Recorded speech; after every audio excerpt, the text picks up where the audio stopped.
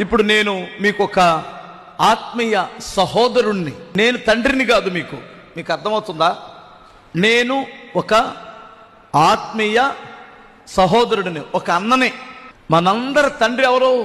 ఎందుకు ఈ మాట చెబుతున్నానంటే, యేసు ప్రభు వారు చెప్పాడు, ఈ లోకంలో ఎవడు తండ్రి అని పిలిపించుకోవడానికి అర్హత లేదు, నీ కడుపును పుట్టిన వాళ్ళు తప్ప. ఎందుకంటే మనకు పరలోకపు తండ్రి ఆకాశమందు ఉన్నాడు అన్నాడు.